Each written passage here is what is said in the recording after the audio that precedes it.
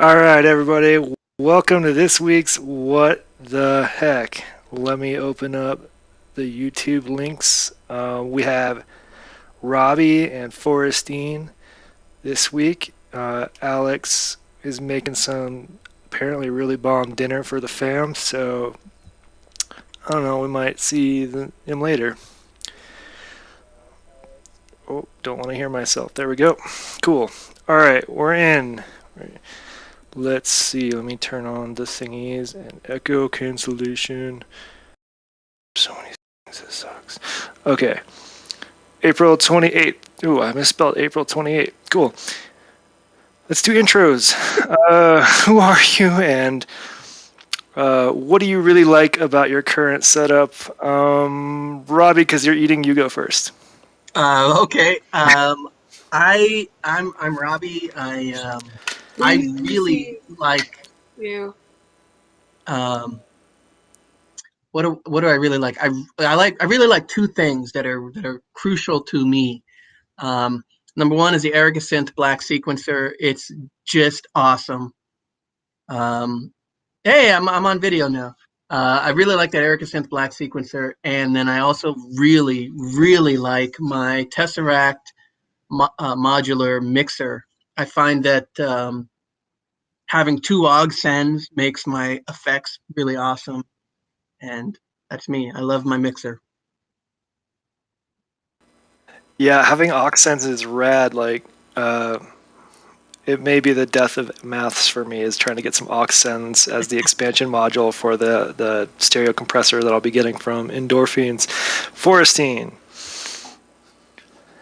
What was the question? what do you really like about your current setup? Like, what do you like about it right now? Hmm.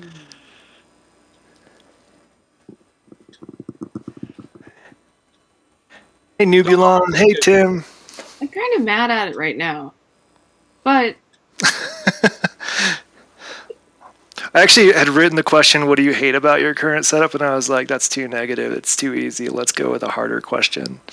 the mad at it isn't very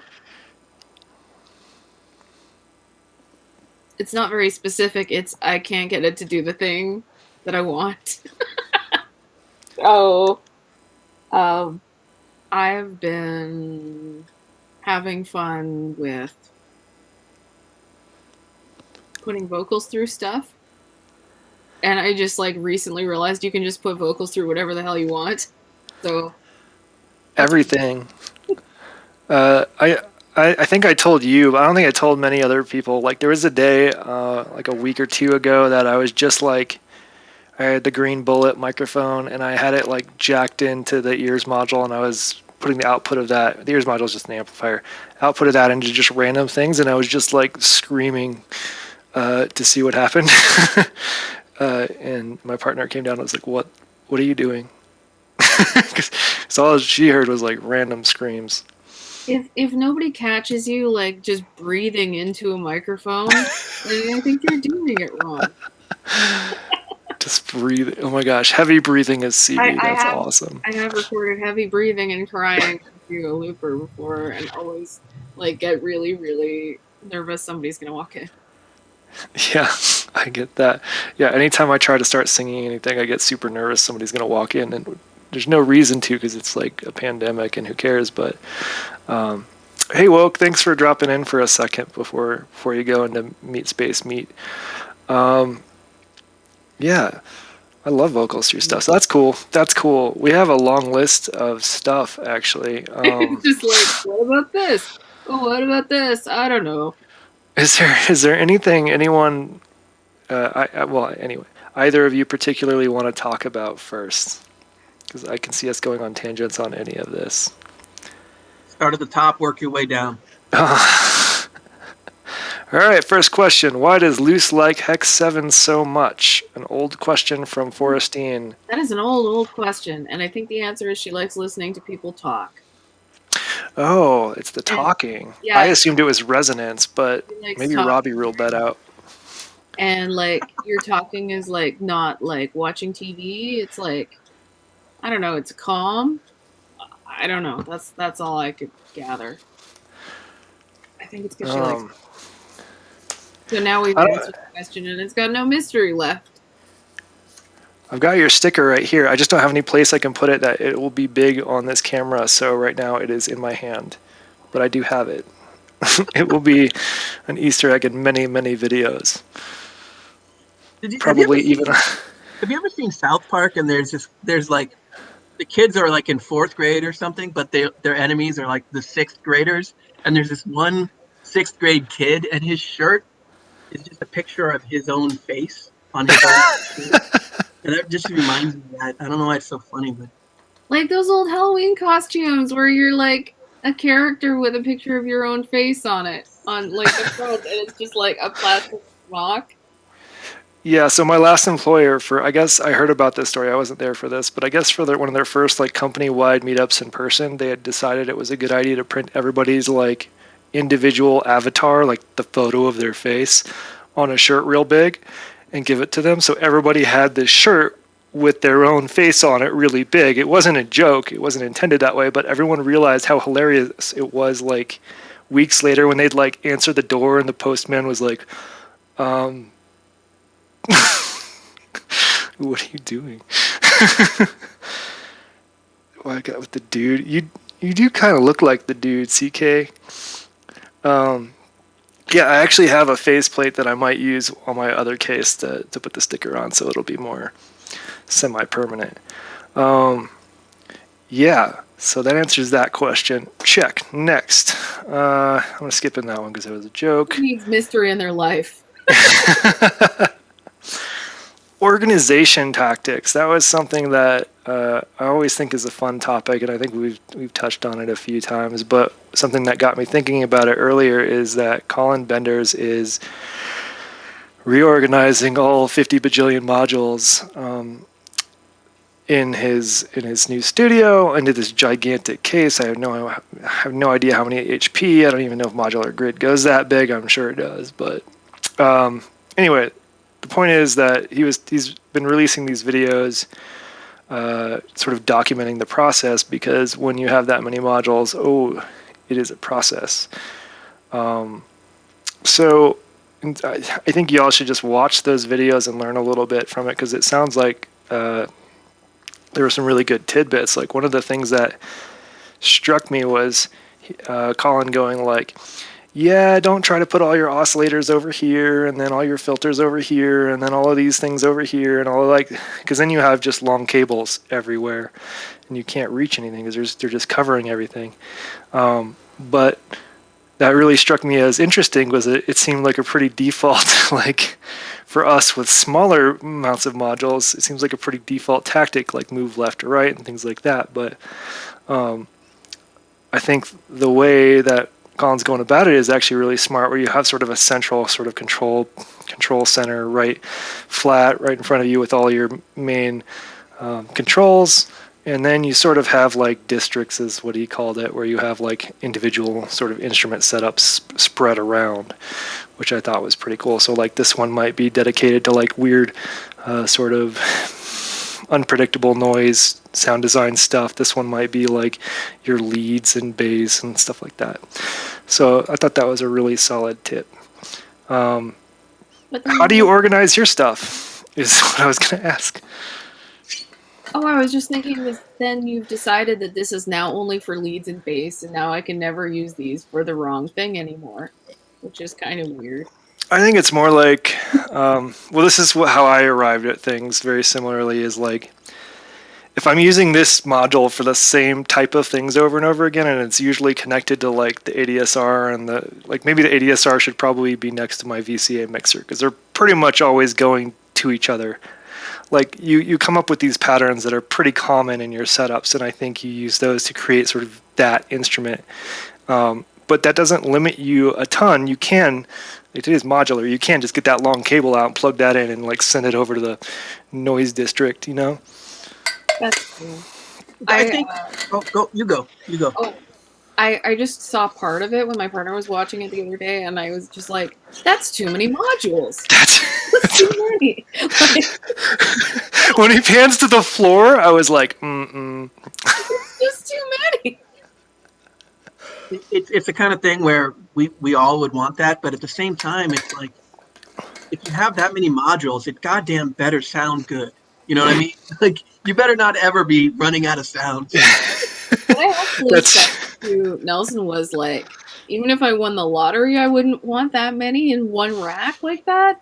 I don't know. It's just like I got yeah. I'd overwhelmed probably just yeah. thinking about it. But I will say that the way I've arranged my modules is a similar thing. I have four separate modules that are VCAs, and when I first got my case and I started arranging them, I'm like, yeah, the VCAs will be over here. But very quickly, I realized they need to be spread out, and I need to have a VCA here, and a VCA here, and a VCA here, and in dead center. Well, it's not dead center, but pretty close to the center is my clock divider because I always go from my sequencer into the clock divider, and then that goes everywhere. And I purposely put modules I know I'm going to touch a lot, like the performer with the four arcade buttons, and my filters because I love filters, and my sequencer. I put those on the corner, put those on the edges because they won't be as covered by cables. So that's kind of my guiding principle. Yeah, I do very similar. I design around my filters primarily. We so my like for people who don't know, my partner and I kind of built our stuff like together, and so we've planned both of our setups, and everything takes a lot of consultation. But so we started with like a nifty case and planned the whole thing, and so now because I thought it would like be nice if that was still portable, so we left it that way, and then we have like the other case now. But the other case, like, we had a whole idea for how we were going to arrange it, and then a bunch of modules are too deep to fit on the top row or something, and then Oh, yeah. um, I'm I haven't encountered this personally, but between you and I think Frederick had this issue recently. Like, make the cases like just a little bit deeper, please. Some of those modules are thick. well, and okay, the really annoying thing is one of them is an IntelliGel shifty, and it's an IntelliGel case, and Oh it no, doesn't fit in the top row. that's pretty shifty of them. Yeah, I bought a Moog case with the Moog 3U 104 HP case with the intention of making it a battery powered mobile thing. Um, and it's kind of, I don't know if they call it a skiff or what, but it's too shallow for any of the 2 HP modules. It's too shallow for a number of modules, and there's no getting around it. Yeah, I mean that one. That's what Frederick got as well, and I think it's the same one. I don't know how you would make that battery powered without with the battery internal. Maybe there's just enough room at the very bottom of the back, but you'd almost need to put the battery on the outside on the back. Yeah, my plan was to Velcro the battery pack. Where's my battery? I don't have it. I don't think I have it here. It's just a Anchor Power Core USB battery pack that powers my Polyend Anywhere power supply. I get about 2 or 3 hours of synth time on it, and it's completely portable. And I just put some Velcro on the end, and you can just stick the battery pack on it. That's cool. I don't have that problem. All of my modules have plenty of space. It's like 20 centimeters deep. For Cosmos stuff, and so when I take out like my Eurorack section, it's hilarious because they're all teeny tiny. All right, is it? What else? I'm gonna save that one for another one. I don't know who wrote this. I think it was Forrestine, but the topic is using MIDI begrudgingly. You needed to hear my upward inflection. Yeah, it's 20 centimeters deep. That's why, I mean, look at that. It's 20 centimeters. Yeah, so Oh. MIDI is happening, and still have complaints, but Yeah, it's All right, interesting let's. that it's not. It's still like to this day, it's still kind of annoying and kind of hard to use MIDI. Like there's all kinds of little problems. You'd think it would be just this trivial solved problem by this module and it always works perfectly, but it's just that's not the case. well, like, and I haven't done much like MIDI to CV stuff, but I'm just trying to have MIDI things alongside my Eurorack stuff, and everything wants to be its own clock, which I also put in the agenda because I'm annoyed about that. And so then it's like, well, how do I? And then also Nelson built a MIDI gal, which is like it's based on Immutable Instruments design, MIDI PAL, I think. Is it MIDI to CV module? No, it's just a MIDI sequencer, but it's like a little box. Oh, And I've been using it with these polysynths that we are borrowing. And it's nice because like a lot of these old polysynths just don't have a brain at all. So like there's the patches, but there's no sequencing or anything. But this thing just has an out and an in. So you plug it in and out of your thing, and then you play the sequence, and then it saves in the little box. oh, cool. Yeah, It's that's elegant, rad.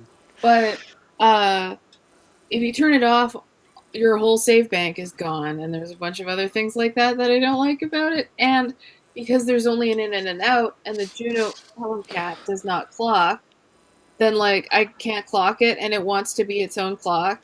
So I tried like I tried putting the sequence in, and then undoing that MIDI cable, and then plugging in something else that was clocking it, but it was getting all confused, and then the Juno got stuck on a note, and Oh, I've occasional stuck notes. Usually when I'm plugging in things at this point. There's also still a mystery one that occasionally shows up on my SEO2 and I don't understand.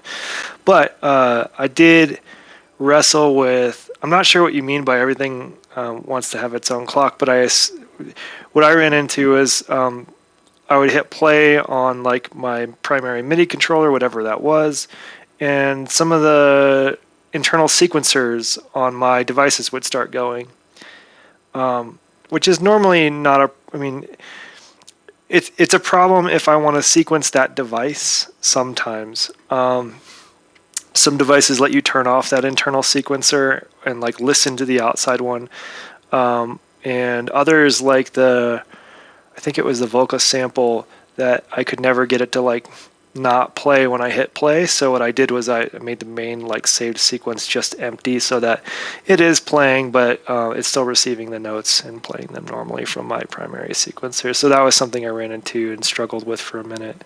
so basically stuff would rather clock other stuff than to be clocked. But then if every device is like, well, this has a super stable internal clock, and I'm like, but I want to use a different clock. Oh, I don't know. So Well, I'm happy to help you troubleshoot, but I haven't won all of my battles like this little guy. It actually doesn't like MIDI from like MIDI cables. I guess it's okay with USB, but my USB is going to something else. Anyway, this is the OPZ, and so right now it's in a bag because I'm going to go traveling this weekend. Well, I just got back from one too. Anyway, yeah, physical MIDI panic button I have thought about a lot of the time because actually what was happening with the OBZ is, oh no, I was clocking from the OPZ, so I was sending all the MIDI out of the OpenZ using this as my controller, and it would like freeze notes on the big synthesizer, like they would hang and there was nothing I could do. I would hit like the hard reset on many things, and man, the only that thing you can do is turn stunk. the synth off, right? That's what happened to me. What I ended up doing was unplugging the OPZ, plugging in my Squarp, and hitting the stop on that, and it did fine. So, somewhere between this and my Cosmo are angry bees or gremlins, I guess. I know that I don't have, so I've been fortunate enough to remain completely pure. And Trying not to flip you off right now, man. I know what you're gonna say. but Yeah. I will say that even those of us who haven't gunked up our synthesizer, Even those of us that aren't using MIDI at Don't all, be a jerk.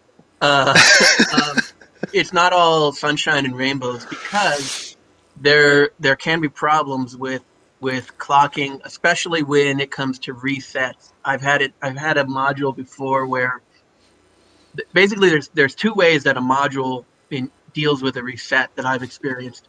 The first way is that maybe when it gets a reset signal, um, it says okay, it immediately jumps to beat one, and then when it gets the next clock pulse, it'll be on beat two. But the other way that a Oh, module could deal with a reset is when it when there's it an echo happening. yeah, I'm getting sorry. Is it could it be me? Is it gone? Oh, it's gone. Okay. The other way that it could happen is when it gets a reset, it waits for the next clock pulse before jumping to beat one. So when the next clock pulse arrives, one module is on beat one and the other module is already on beat two, and you have a desync every time you use reset. And it's this horrible nightmare of a problem.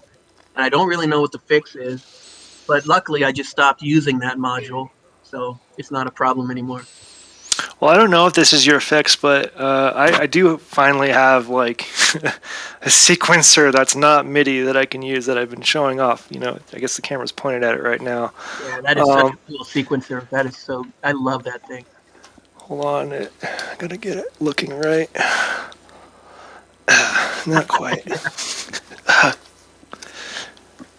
No escape. Anyway, what it's got, I covered the thing I was going to show. What it's got is a reset, and this is the first time I've ever used a reset on one of these, and so I didn't know what to expect. But what I ended up doing was sending a start-stop signal out of the pyramid. So start is high when it's running, and stop it's low. And this sequencer is smart enough to know that when I put this into the reset, when I hit stop, it resets it. And when I hit, actually it might be play. When I hit play, it resets and starts on one. So it always starts every single time. Let me turn off all the other things. It always starts on the first note. So I'm like restarting it. So it always starts on the first note. So I think what you're maybe missing to make your reset work properly is some MIDI. That was a long, stupid joke. Okay. Yeah. No, there's nothing wrong with MIDI. It's just I joke at it a lot, but it's fine to do it. I'm happy that people are enjoying using it. But interestingly, it's kind of one of it's kind of one of the reasons I don't want to use MIDI. Is the same reason that I don't want a lot of outboard gear, is because if I wanted to use a keyboard and MIDI, and I would feel like I'm doing real music, and I don't want to do real music. I want to do modular music. You know, I want it to be its own thing, and part of the creativity of it is digging into that. Real music. I don't want to do Real real music. I music. want to do modular music. Uh, the one thing about MIDI that's cool is like I can talk to like this Juno that's from 1986 pretty easily, which is cool. With like modern hardware, that is a plus. It is cool. Like so I think I've been thinking about this a lot because I've been thinking about maybe doing some live stuff later this year when I'm not at risk of dying or killing my parents. So from a vaccine. So I've been thinking about how do I get all of this to a bar to play a 20-minute set, right? Like that's my huge limitation. And what I ended up coming up with and planning to build is basically like that stuff is all fine. It's a modular. I just pick up the cases and I go. Like that stuff's ready to go. Just plug in a few cables and it's good to go. But this stuff is more complicated because you have to have like the MIDI signal chain and all the power stuff, and like it's a pain. It takes a long time to set up here. So what I'm planning on doing is essentially building a flight case that is playable. So basically, somebody turned me on to, I forgot the YouTube person, but he's got like this gigantic flight case where everything's in styrofoam and all the controllers are in there and like connected under the styrofoam. Yeah, I'll I know build that guy. He's something like an like that. English guy, right? He's Yeah, got, yeah, and it's all pick and pluck foam, and he doesn't really do modular synth as much as it's like dedicated hardware boxes. yeah, right. So he's got like Electron Digitakt and stuff like that. But I thought it was a good analog or similar thing for me to do. So basically, I build this thing with the foam inserts. I have a second set of power supplies and cables for all of them to interconnect, and basically have like little cable set up under the foam so that when it's time to like go, I take like my microfreak or whatever devices make the cut, stick it into the slot, plug in the little things without like removing any of those from here. And then when I go to the show, it's a matter of plugging in like a power supply and connecting like some of that box essentially to that box. So that's something that I think is a huge downside to having outboard gear, is like setup time. So I do envy, like if I was going to make a Eurorack skiff, I'd probably get something around the size of, like Tim's got good sized ones. I really like the Endorphins one. I think it's around this size. And I would make something like that. That would be pretty nice for on the go. Velcro is my friend. Yeah, there will be a lot of Velcro involved. I'm sure I have rolls of it already. One thing that was a game changer for me is before I had my big case. I call it a big case, but it's about the size of a. It's a little bit. It might be a little bit too big to be a carry-on on an airplane.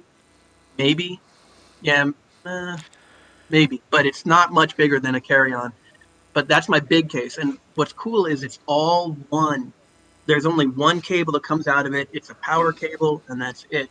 Before I had that, I actually had 2.5 cases, two big cases and one small pod, and I had, so now instantly I have 3 power supplies, and that doesn't seem like a big problem, but it really simplified things when I got a single cable and it's all in one box, including my sequencer. I'm looking forward to traveling. Yeah. Like an audio interface or something though that you have to plug in. And Well, I have the I just got the indoor. So my mixer has a line level out, line level out, and I have the Endorphins Golden Master now, which I still need to integrate, but it's really cool and it gives me overall EQ and overall limiting and stuff. So I'm looking forward to using that as well. Right. The limiting, that was something I was looking at as potentially like a piece of gear to put in that outboard box basically and keep in there, because I really don't want to like show up and be like, hey, it's my first time, I'm playing with modular, and like crank the resonance on accident and blow speakers, or more likely crank some bass. So I'm definitely going to have a limiter at some point. Hey, I'm new. Oh, sorry, I destroyed the speaker. Check out this cool thing I built. Yep. First bass note from the first kick from the drum brute impact blows up their speakers. All you do is bump the resonance knob a little too high, and guess what? Yeah, that'd be fun. Forrest, I am. When are you going to perform live? Yes. Never is an acceptable answer. Like in Meat Space. Well, our vaccine rollout's still taking forever. Last I saw, it was 6% of people in my province are fully vaccinated because the rollout is very bad. So, I would probably like to, but I'm not really sure. I need to think about what I would bring. I actually had an opportunity to play a live show a little while ago that ended up being a gong show that I didn't play at the venue, and I'm kind of glad I didn't, but I mostly said I would play it online because I didn't have a ride, so. But like, cool. I don't know.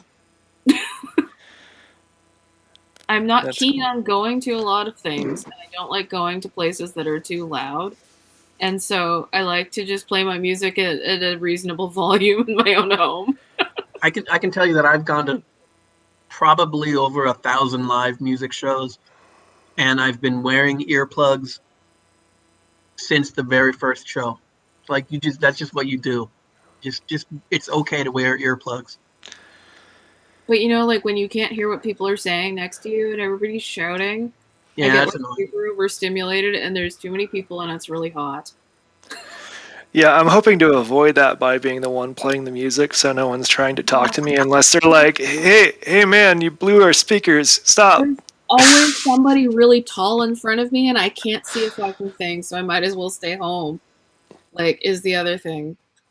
So, Well, the other option is maybe we end up playing, at not big, gigantic, loud venues, but maybe small coffee yeah, shops like or coffee something, shops. Yeah, it some would be community fun. I center. would like to do that. I like um I would actually really like to do something like bring your own headphones. I don't know if they have those where you folks are, like where you go to Yeah, a public silent disco. venue and Silent everybody puts discos. their headphones in. Yeah. They're I would like to do one of those, probably.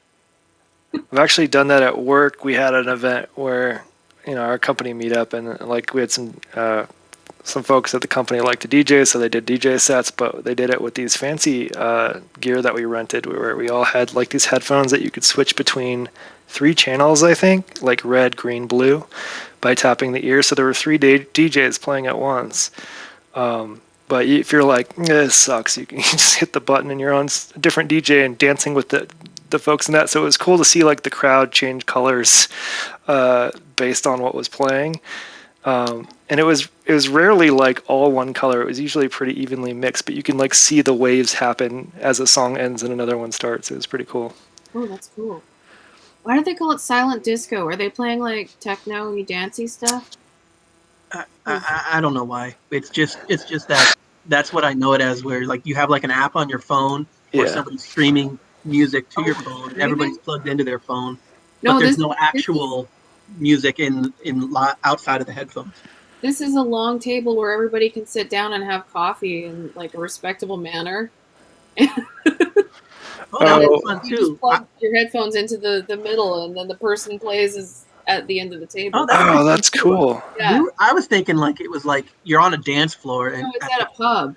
Oh, I've never done that. Yeah, the one It's I was kind of talking like about is like a dance floor. So imagine exactly what you would expect at like a nightclub, but when you take your headphones off, it's just really awkward because you hear no music. It's just like the sounds of people like dancing and breathing hard. Like it's and not an also attractive sound.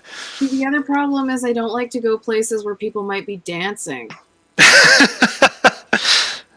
you have a lot of things that you don't like. Don't be mean, Robbie. Uh, I don't know. Yeah, I don't. I also don't like to dance that much, other than like this. So again, if I'm playing music, I can have an excuse to not dance because I'm like holding on to a filter knob, my safety button, Hold on to that filter knob my for dear safety safe. life. Like, oh, things are getting scary. I gotta go to the filter.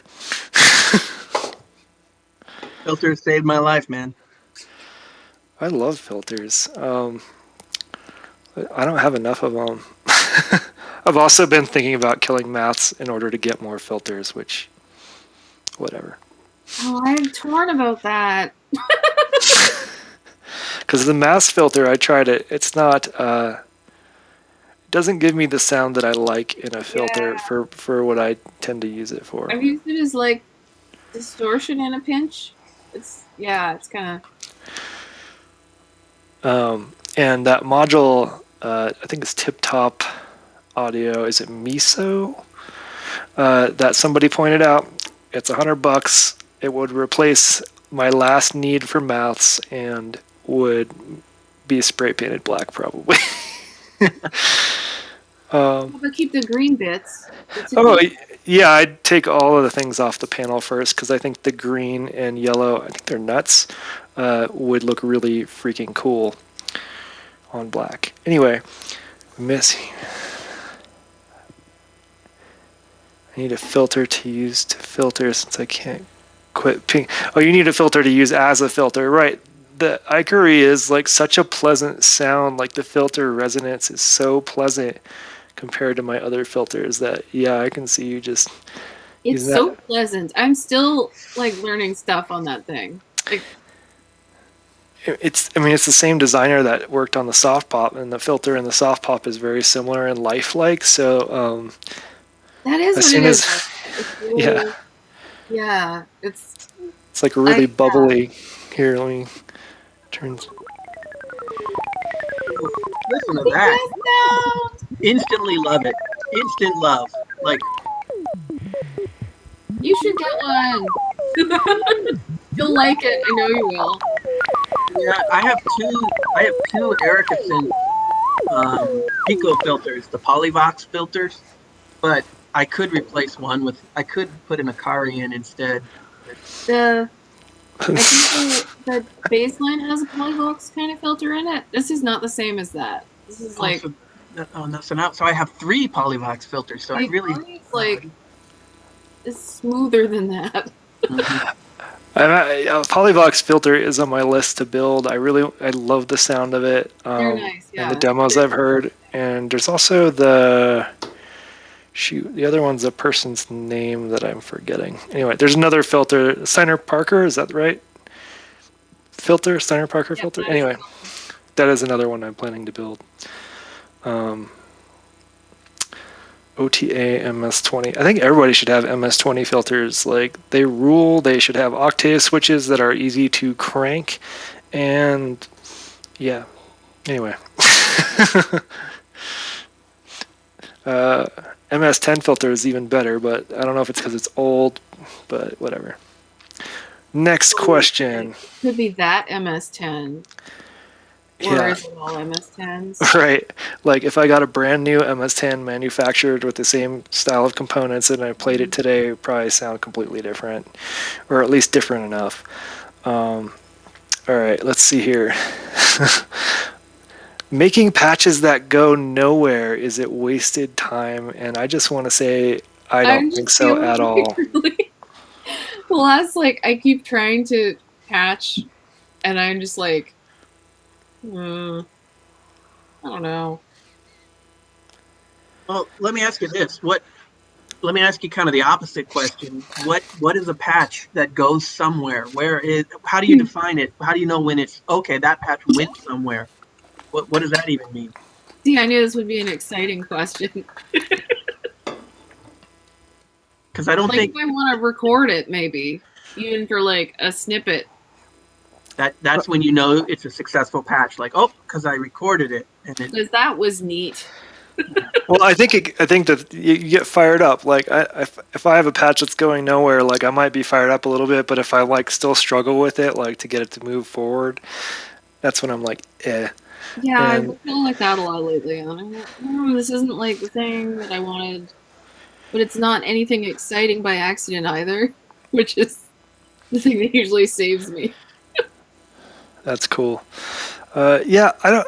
So I think there is a good Andrew Huang video on this topic, or at least related to it.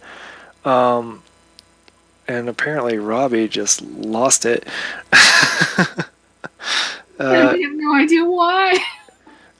I think someone made it. I don't know. Anyway, it talks about like is not recorded stuff a waste of time, basically, and the short answer I completely agree with is no. Like, I don't know about you, but I'm not making a living, even though I'm officially paid as of a few weeks ago, 89 cents. Um, uh, I'm not doing this to make money. I'm not doing this to become super famous or anything. Although that would be, yeah, maybe a side effect if I was really good at it, but I'm not.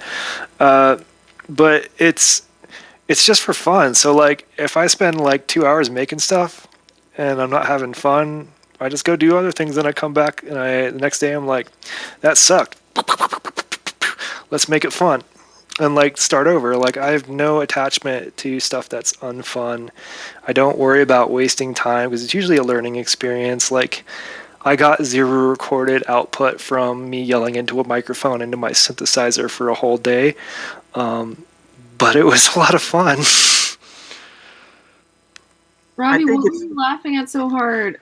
I was laughing because Tim said, enthusiastic electron said, if it goes somewhere, is it really modular music?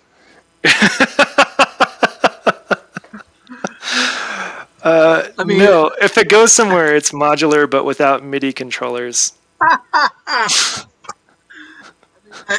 I'm happy to make all the jokes about all the stereotypes of the music we make because there's some truth to them.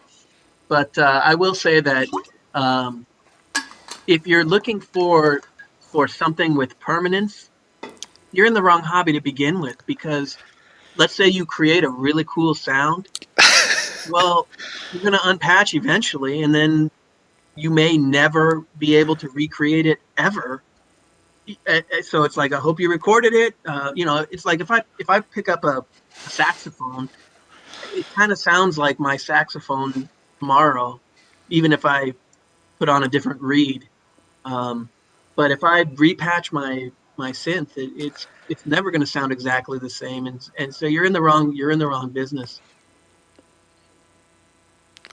Yeah, like I don't know. I just like. I don't know. Mm, Yeah, yeah. I don't.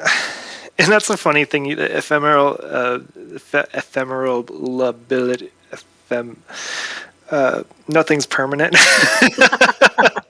It's I volatile. haven't even been drinking tonight. But yeah, I don't even think about that anymore. That used to bother the heck out of me. Like I'd really worry about like trying to get that exact same voice. And on some things, like I took some notes. So like I'm like, okay, on the lead it has a long attack time, so it sounds like a flute or something. Or I'll write like flute. And that's the end of my patch. Like I don't care if it's the same, but if I know like if I want to go play that thing again, I'm like, okay, I know this is a lead, so let's patch up a lead thing and connect it to that. And right, because you yeah, actually have sequences you save, which right. I've never done in my life. Um, I envy that freedom. Day I'll switch. And then I Um, keep thinking I'm making up a unique sequence, and it sounds like all of the other sequences. Although for a while I was gaslighting myself because I forgot to save things on the mimetic, so it was actually the same sequence every time I turned it on. I think there's similar patterns. Like I definitely find myself doing like uh, da da da da da da like that sequence on different instruments over and over again. And you know what? Sometimes I forget, but it's okay.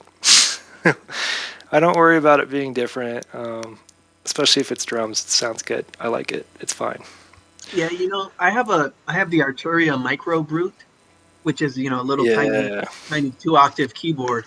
Um, I don't use it very much, but it came with these cards that you overlay the top, and it tells you all the knob positions to try to recreate a sound. And I haven't used them at all. And it comes with some blank ones for you to like save a preset of your own sound. And it's like I don't I don't want to accurately recreate exactly specific sounds. I want to do my own thing. Yeah, that's cool. I think this leads nicely to the next, or into a next question of, I think you wrote it, Robbie, which is, how do you keep melodic sequences interesting? Like, how do you add variety? Like, is there a lot of pre-programming or randomness or what?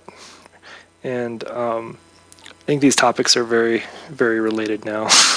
Yeah, I thought about that. I didn't have a good answer. I wrote that question, but I thought about it, and I do have an okay answer. There's two ways I do it, um, and both of them are because of my Erica synth sequencer, black sequencer. The first thing I do is that I realize that it's really common for me to set all of my notes to have a 90% probability of playing.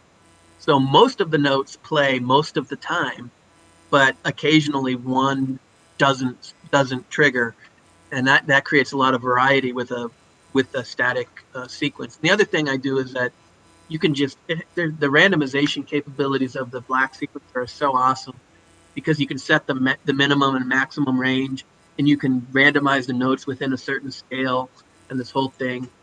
Um, so you can actually change the sequence on the fly. I've never had a sequencer that invites me to change the sequencer live like the black sequencer does. Like you can change it, or you can live transpose it really easily. Um, and that's a way to change, make the sequence interesting without changing the timbre of the sequence. I'm not changing the voice, I'm not changing a filter. I'm literally changing the sequence, but in small ways.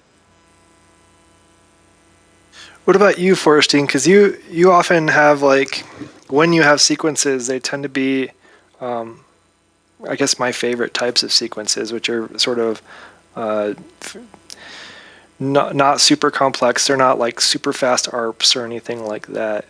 Just like a sort of nice melody over 4 or 8 bars or something. What do you do to keep it interesting? Because you do that successfully. Um, it's like, so mostly what I do is play with like textures of the sounds more than I choose a sequence around. Although I've been playing with other ways to kind of keep it interesting lately, like changing when the sequencer is resetting, or like lately what I've been doing is I've got like the mimetic digitalis is being clocked, and then I've got something going into random sometimes, and then Yeah, something going into origin sometimes, so that it resets. that's cool. That's Because rad. 16 is like too long, like to just listen to 16 steps. And also, I've been playing on the SQ1 with just playing with the buttons. You can set it to active step, and then just keep like playing around with the notes in the same sequence, which is kind of cool. That's cool.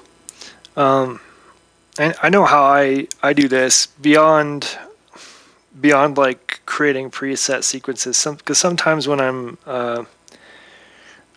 I'll get a bug where I'm like, I'm gonna stream and I have like one drum pattern and nothing else prepared, so I can't like do an easy drop where I just switch the whole sequence that changes the drums and a couple leads or whatever.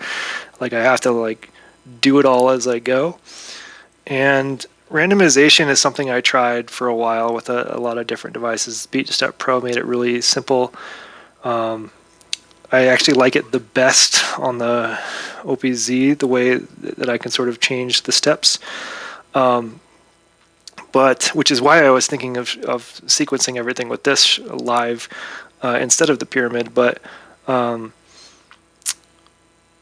I just haven't been that fond of randomness unless you can program it per step, because I find myself, if everything's random, like even 90%, like there's always, when that first beat, like that beat one that you need to like bob your head, when that misses, like, oh, it throws me off way off. Like it doesn't happen too often because like you said, it's 90%, but like when I was listening to your set, Robbie, every once in a while, like most of the times the drums were rad because they were constantly changing, and I noticed that. But every once in a while there'd be like a key one or two. If it was like two of the key beats that went away, it was like, ugh.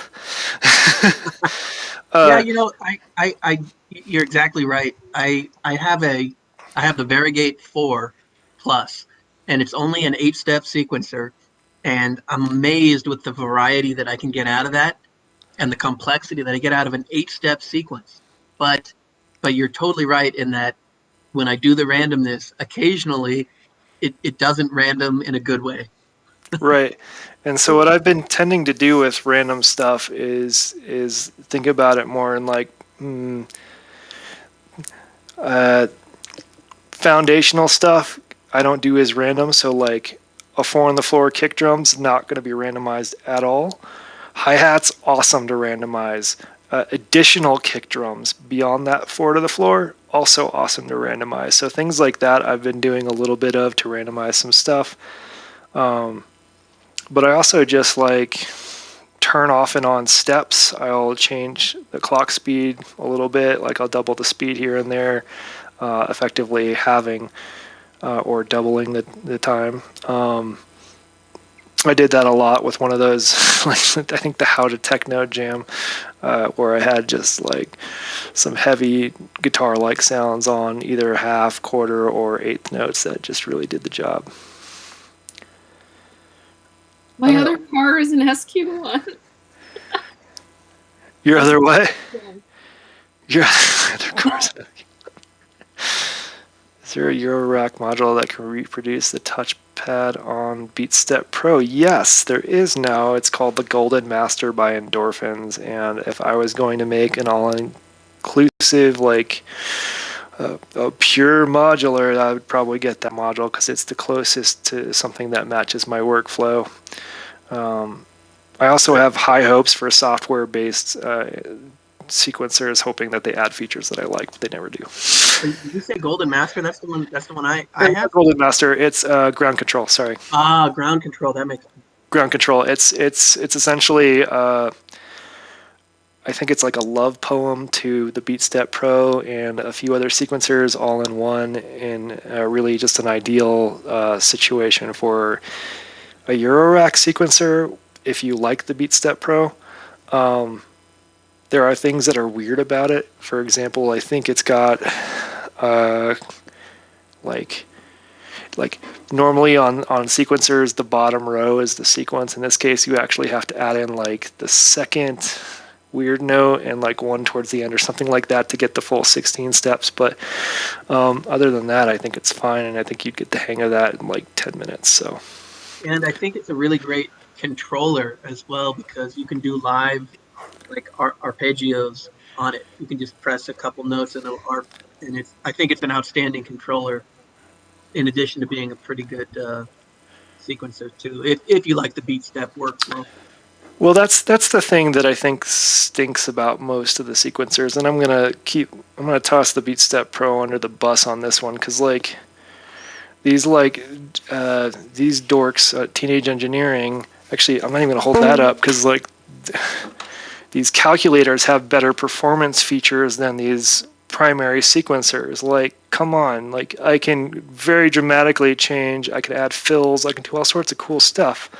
Let me do that with my sequencer. I want performance mode where those end up being like those giant sequencers that cost like $900. Yeah, and even then, like I don't know, like the Circlon, I don't know that has a lot of that stuff. Like, yeah, they'll put in like a looper, or a beat repeat, but that's so lame compared to something that could, like, if I hit a button, turn on fills in certain places, or do some ratcheting, like a build-up, that kind of stuff. I don't know. I'm just disappointed by sequencers. This one included. Like, I want performative features that make it so that we can answer that last question of how do we make is like a 16. Like, you don't need 64 steps if you can make that 16 steps really interesting with performance features. Yeah, I was going to say the pyramid, which is basically 90% of your sequencing. That's all. You basically have to pre-program it, right? Like, you can't really perform live. You can turn sections on and off, and you can jump between sections, but you can't. That's kind of it, right? Yeah, you can think of it like the way I tend to use it is sort of like mute groups, where I'm turning off and on MIDI sections and various sequences and changing sequences like that. You can perform on it. It does have some performative features, like there is. Let's go to something that would make sense to do this on. There is a beat repeat where if I'm, let's see, do I have to hit play to do it? Yeah, I might have to hit play. Oh, no, that's not it. Filthy. So, like, it's got beat repeat. So, like, if I hold the note, or two notes even, and then hold down one of these, I have a scale of beat repeat, similar to like the BeatStep Pro, and I could do the same thing with the touchpad if I set that up. But I do that sometimes. You'll see me do that occasionally, but that's about it as far as I go with performance things. You can also like play the keyboard, and the same goes for like any instrument. And there are some cool things. Let's see. Let's go to this and go to something that sounds good, like Sign Lord, and because somebody in here likes signs, I think. And there's like a major, or not a major scale. There's like chords, I think. Yeah. So I can set those to be chords. whereas the top row is just individual notes. So it's got some nice performance things, but they're not really the type that I'm looking for.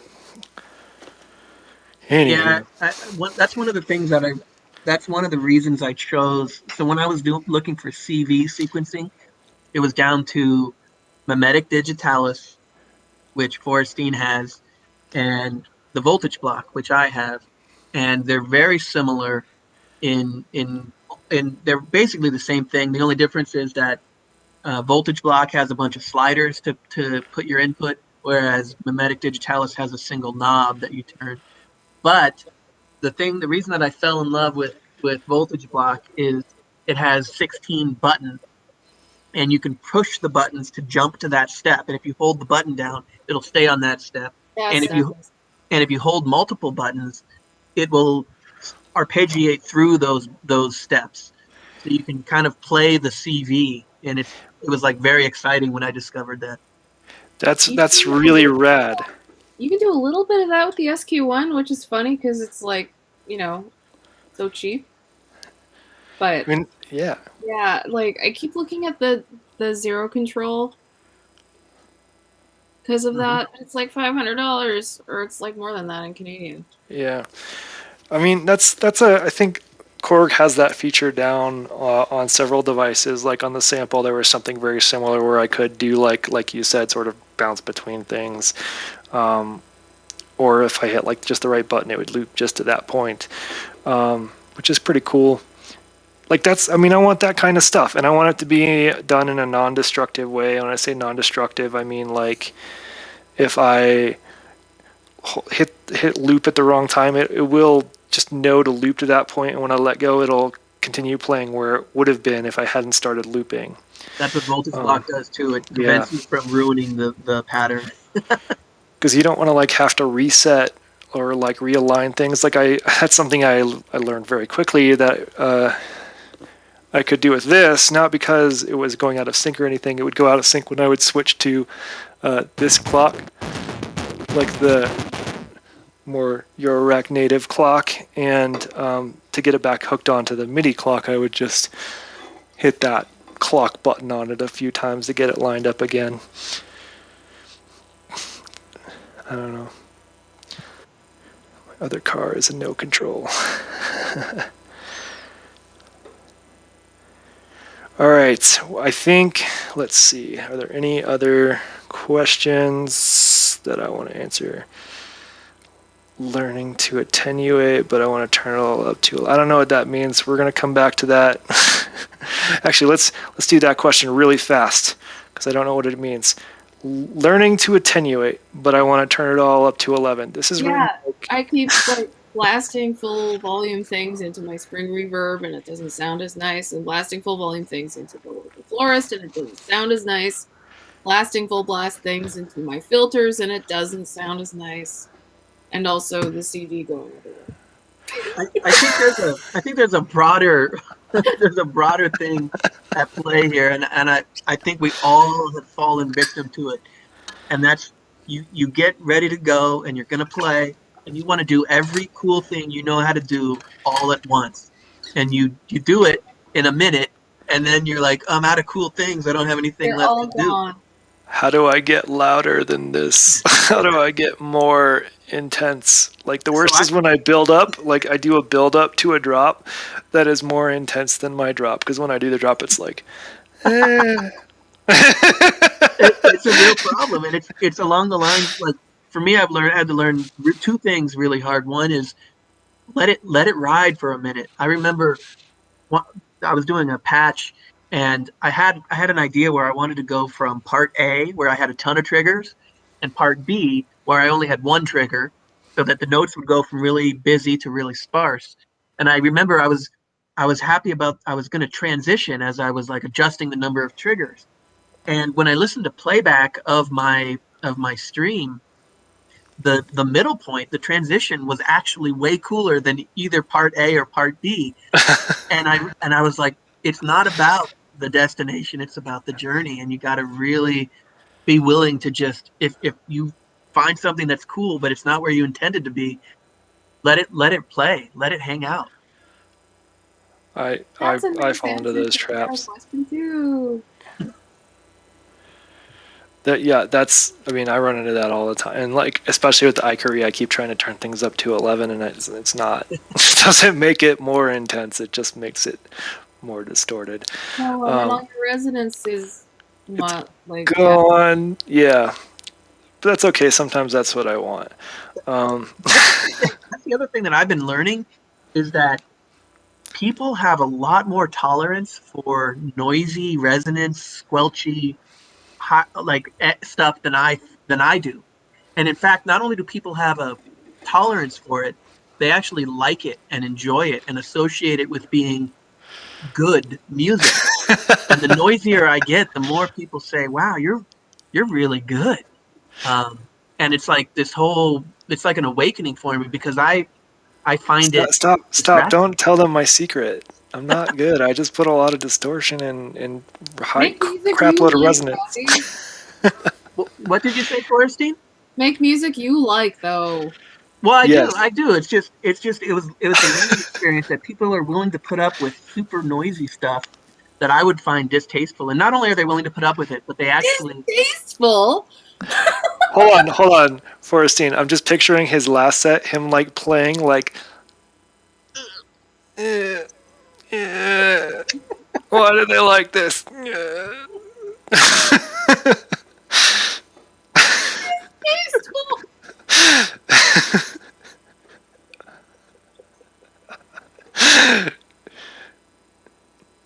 All right. On that note, let's see. Let's make sure my resonance is down. yeah, Can play you us off, but nothing see? distasteful, please. Oh yes, I'm going to play us out tastefully. The evil eye.